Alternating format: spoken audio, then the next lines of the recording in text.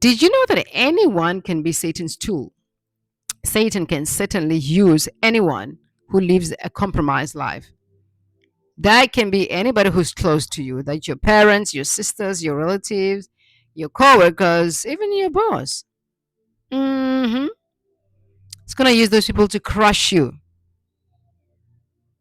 And you know what? He's very crafty in a way that once God sees that you are unloved and you are being mistreated, and when God gives you victory, the enemy will come after that victory. He wants to turn it into shame. He wants to turn it into shame. I'm telling you. Let me give an example, right? Let's just say that you work in this company. When you're working for this company, you're doing everything right. You're doing everything right to the point that you become a threat to your manager. And then your manager start, excluding you from the team, he start isolating you, and he start with the bullying, the micromanagement, the harassment, the discrimination, the repeated humiliation, the unfair blame on you, and they start demanding more, the impossible demand, the threats. I can fire you, the credit stealing. Anything that you do, he's take all the glory for himself. He said, "Oh, I'm the one who did it." Whatever. There's office politics and stuff. So now you cry out to God and say, "God, help me."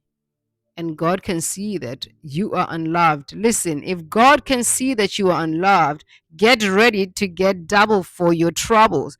Ask Hagar, ask Leah, because He is the God of justice.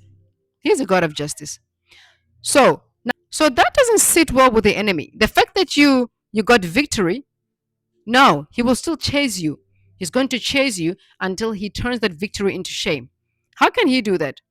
So, after crying out to God, God gives you another job, and then God elevates you. You've got a senior position now. Listen, everybody can see it. All eyes can see that God has given you victory. God has blessed you. God has given you double for your trouble. You don't have to announce it. Everyone can see it.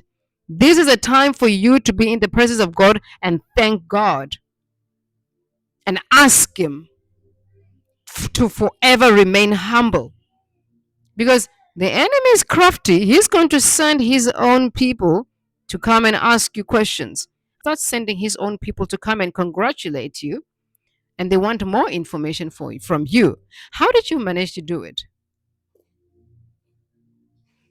And the more you start complaining, the more you start venting, the more you start telling them and being boastful and say things like, "Oh, I serve the God of justice. My God is bigger than this and this," and you start being boastful, as if you were righteous in the first place. You were not. You didn't even deserve that justice. But God is just and He's merciful. He just showed mercy on you. When He looks at His book, there's more wrong under your name than right. But you busy saying that I serve a God. Is like, "Oh, you're not even serving me. Look at this. There's more crosses in the book. Cross, cross, red cross. There's probably maybe one or two green ticks in God's book." And now God begins to look at your heart and say, "Why are you rejoicing over your enemies? Why are you still gossiping about your enemies? Why are you still venting about this case? This case is closed because God judged already. He made his decision. Case closed. Let's move on. You're still venting and complaining and telling people about this every single time. And God is going to look at your heart and say, oh, God is going to remove the wrath from those people. He's going to bring it to you. Yeah, He's going to. Yes. Why are you rejoicing? You didn't deserve that justice in the first place. I am a merciful God. I get to decide whom I show mercy. So why are you rejoicing as if you were saving me? Why are you rejoicing as if you don't have other gods in your life? I just showed you mercy because I saw that you were unloved. But now you claim to be righteous.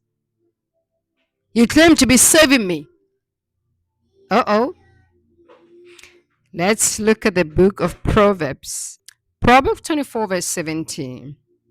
Do not rejoice when your enemy falls, and do not let your heart be glad when he stumbles, lest the Lord sees it and it displeases him, and he turn away his wrath from him. He will. He will.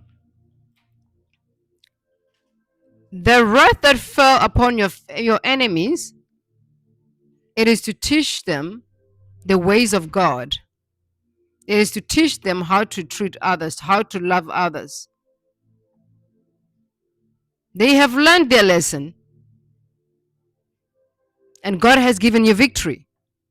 Maybe you should move on. When you bring it up and you bring it up, you're becoming like them, and that does not portray God's character.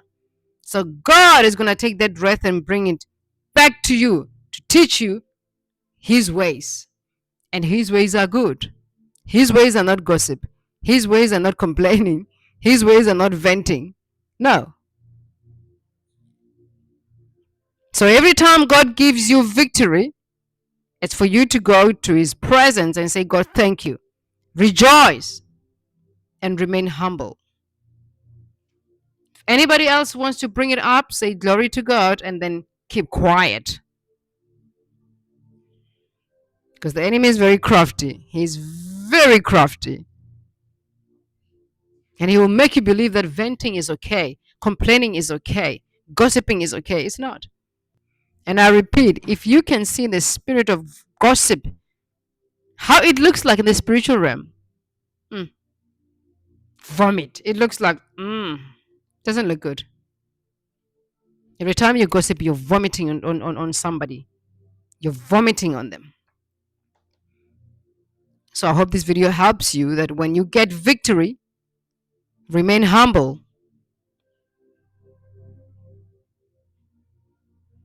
Be in the presence of God and remain humble.